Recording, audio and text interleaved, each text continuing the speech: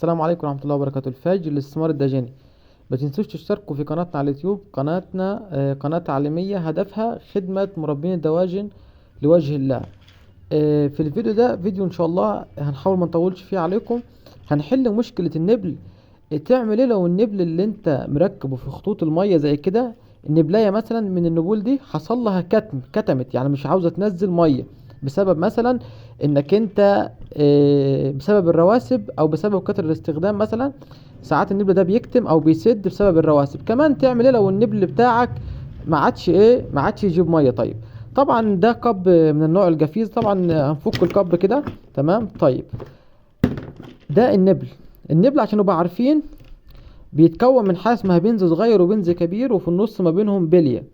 هنعمل ايه؟ هنحاول نجيب زرديه او كماشه او اي حاجه. حلو، مثلا نبدا نمسك النبلايه دي، نحاول نمسك السن بتاع النبلايه ده اللي الكتكوت بيغطوا ببقه او بمنجاره، ونسحب كده النبلايه. هتطلع معانا اهو، شايفين طلع ازاي؟ اهو طلع معانا اهو. ادي ده اللي هو ايه، ده اللي اتفك معانا، وادي البليه. تمام. في جوه بقى، في جوه النبل ده في جوه هنا حاجه اسمها ايه، حاجه اسمها بنز تاني اهو. يبقى ده كده محتويات ايه كده اللي طلع معانا هم الحاجات دي اهو. 4 قطع، تمام. 4 قطع اتفكوا من النبل بعد ما اتفك بيبقى بالشكل ده. في حاجه اسمها بنز صغير اللي هو ده، وفي حاجه اسمها بنز كبير وبليه وايه والطربوش الاستانلس. طيب بعد ما مثلا احنا نفك النبل ده، نحاول بقدر الامكان نسنفر الحته اللي بتكون عليها رواسب او عليها شوائب مثلا. ولنفترض احنا لقينا مثلا البنز ده عليه راسب، هنعمل ايه؟ هنجيب صنفره، مثلا صنفره وليكن كده، مثلا صنفره هي دي اسطوانه اسمها اسطوانه صنفره، وبنحاول بقدر الامكان ايه نعمل عمليه احتكاك ما بين الحته اللي فيها الرواسب وايه وناحيه الصنفره. طيب لو حبينا نركب نعمل ايه؟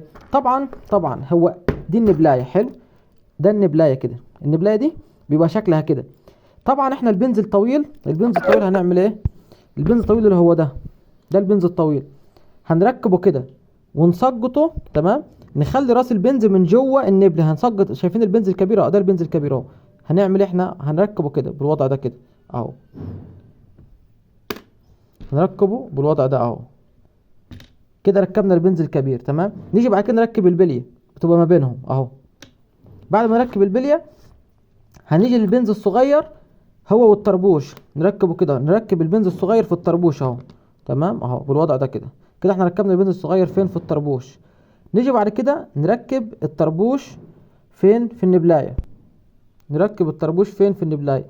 نركب بالوضع ده كده اهو، بالوضع ده. شايفين ركبناه ازاي؟ بالوضع ده اهو. ادي مثلا النبل الصغير اهو، البنز الصغير، ونيجي عليه بالطربوش اهو، طربوش الاستانلس اهو كده ركب. ونحاول نضغط عليه لتحت كده اهو، نضغط عليه لتحت باي حاجه مثلا، وليكن الزرديه اللي فكينا بيها عادي مفيش مشكله. بنضغط على الطربوش ده بالزرديه بنفس الوضع ده، ونضغط عليه كده اهو لحد ما ينزل معانا. ناخد بالنا ان الطربوش ما ينفعش يقفل على النبلايه، لازم يكون فيه قيمه 2 مللي زي كده اهو. وبرضه زي النبل ده، زي اي نبلايه من دول مثلا. بنلاحظ ايه؟ بنلاحظ ان الطربوش هنا، الطربوش ده اهو، الطربوش ده اهو مش قافل على البلاستيك على طول، لازم تسيب له 2 مللي. عشان ايه؟ عشان النبله ما يكتمش معاك ويجيب ميه. ده النبل اللي هو 360 درجه الصيني الكاوتشه. طبعا النبل على فكره ممتاز وليه صيانه، يعني تمام ليه صيانه. خلاص كده احنا حلينا مشكله النبل. ازاي تحلوا مشكلته لما يكتم او لما ما يجيبش ميه معاك؟ طبعا بنأكد ما تنسوش تشتركوا في قناتنا على اليوتيوب. ان شاء الله هنحاول نقدم بيها كل ما هو يخص مجال صناعه الدواجن. تحياتي ليكم ان شاء الله.